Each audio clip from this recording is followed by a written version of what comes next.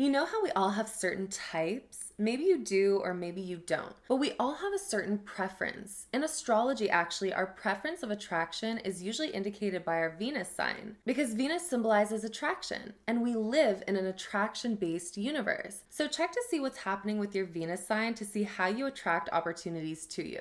But like we all have a type or a point of attraction, so does the universe. And the universe wants to attract you. It wants you to become a vibrational match to all of its blessings, and you do this by understanding cosmic law. So we're going to be talking about how to become the universe's type. First of all, the universe wants you to operate within certain cosmic laws. We call these the laws of the universe. You've probably heard this before. There are certain laws of the universe that make up this reality. And the more aligned you are with these laws, the more of a vibrational match you become to receiving blessings from the universe. There are 7 main Hermetic laws that have been passed down through the teachings of Hermes Trismegistus, and you can read more about these in the book called The Kabbalion. We'll definitely be covering some of these laws more in depth in the podcast, like we'll do specific episodes devoted to each one of these laws, but we're going to go over just the 7 Hermetic laws really quickly so that you can understand how to embody these cosmic laws. So the first one is the law of mentalism, which suggests that the all is mind. Everything is a mental creation of the universal mind or source. So everything that you experience in this reality is a mental construct.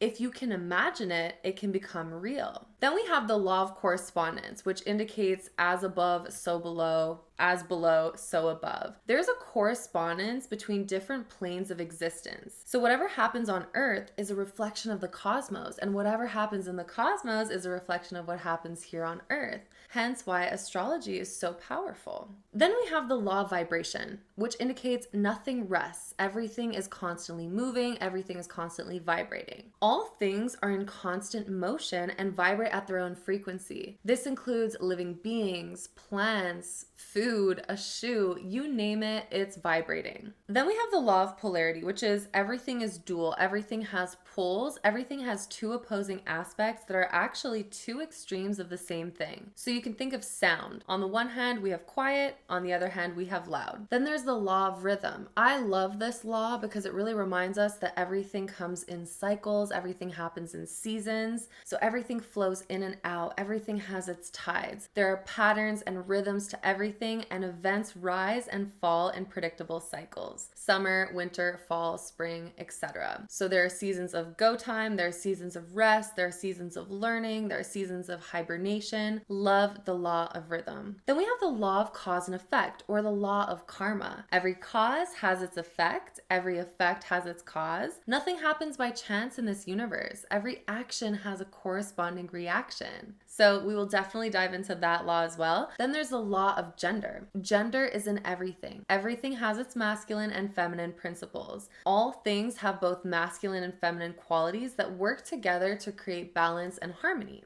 Once you can understand these basic laws, you can start to reprogram your mind towards becoming the universe's type. There's also other major laws like the law of attraction, the law of assumption, the law of detachment, and we're going to get into all of these laws within the podcast. So the next thing the universe finds highly attractive is a person who is in divine alignment. What does this look like? This means someone whose thoughts, beliefs, emotions, feelings, and actions are all working in harmony together. Why is this important?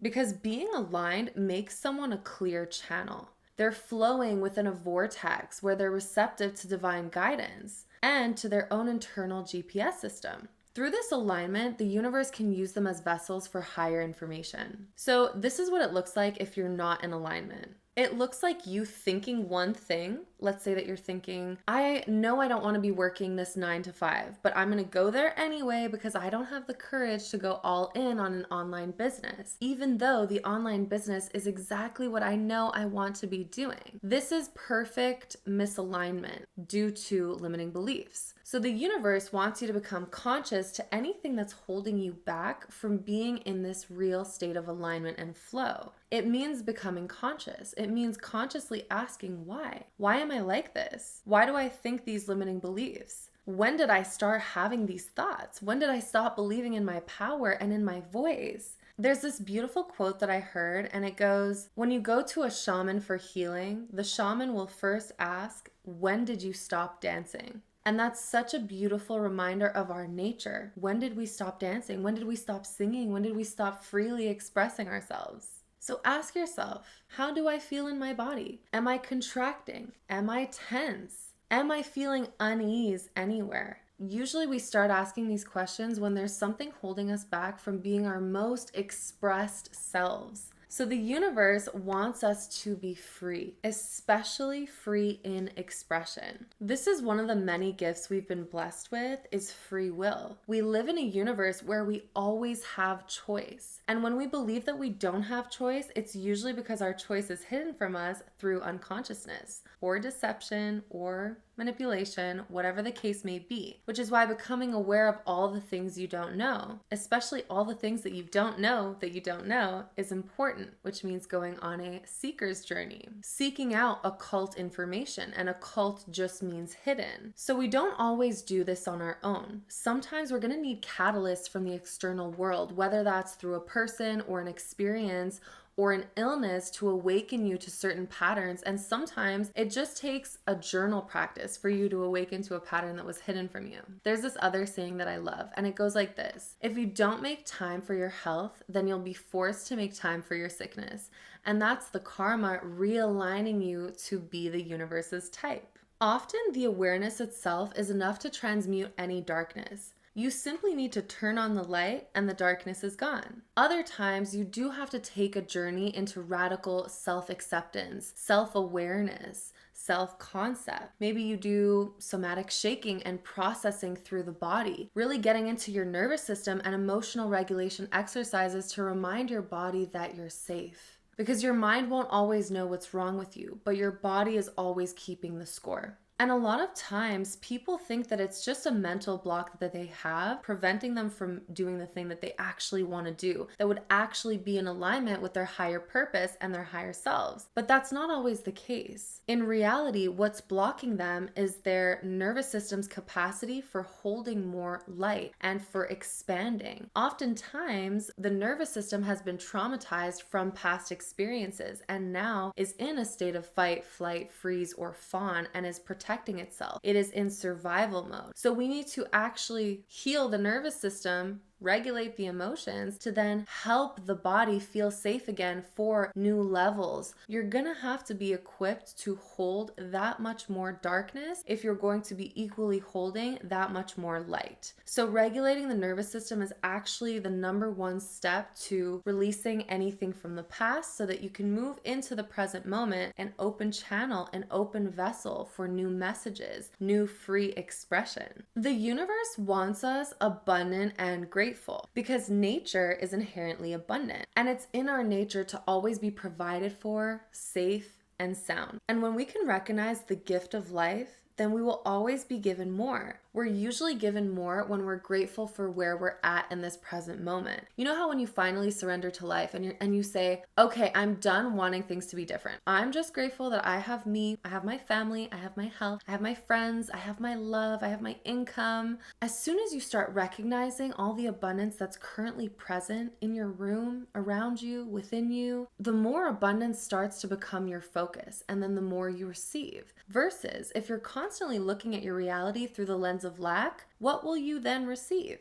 More lack, because energy flows where attention goes. The universe wants us focused on the fact that we are divine beings, that we are eternal beings having a temporary human experience. This is important because it allows us to momentarily awaken from the dream of being human and remember that we are spiritual. When we can detach from the physical realm for a moment and bring our spirituality into this world, that's when the miracles and the magic starts to happen. One of the most important things that the universe finds highly magnetic and desirable is a person that takes a lot of action, a lot of intentional action, not busy, distracted, over productivity, over hyper hustling action. No, that's not what the universe blesses. Because in a way, that's a person that is running away from something. That's a person that is suppressing something, right? That's not intentional action. So intentional action looks like someone who has created a very strong mental mental image of a desire in their minds and is following their intuitive impulses towards that excitement and their highest joy. So we can look towards children to recalibrate back to our nature. A child can go from toy to toy to toy and be highly excited. They follow their bliss. They're in alignment with expansion and joy. Oftentimes, it really is that simple. We're here to express ourselves to reach our greatest expansion and remove all the obstacles and limiting beliefs and traumas from the past that keep us small and stagnant, that keep us heavily in our minds ruminating and not just living and embodying the current now moment.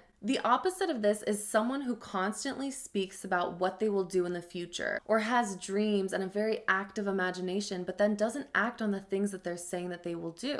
The universe will then see this as misalignment, and the universe will not take you as seriously. So you meet the universe halfway by taking actions on the visions that you're talking about, on the visions that you have. Because action is the embodiment of the spiritual. And when you take action, you show the universe that you actually believe in yourself, that you are worth investing in. I imagine this as if you're starting your business and you start posting online and you start setting up a website and releasing all these digital products. You start going live and offering your services to people. And you do this for months and months and you slowly start seeing traction. The universe sees you as someone who's helping themselves, someone who is investing in themselves, someone who believes in themselves, and also someone who's helping raise the collective consciousness. And therefore, the universe is going to assist you in your mission. Because finally, the universe is magnetized towards people who are uniting the collective and awakening the collective consciousness to a higher timeline of love, joy, and abundance. Because the universe wants to unite. Universe. One song. We are one frequency, we are one song, and we live in an expansive universe that continuously grows and evolves. So if you continue to apply all of these steps, then you will be a divine messenger for the universe's natural mission to awaken, expand, evolve, and grow. I hope this helped you become more in tune with your natural gifts and more connected to the universe and its desires.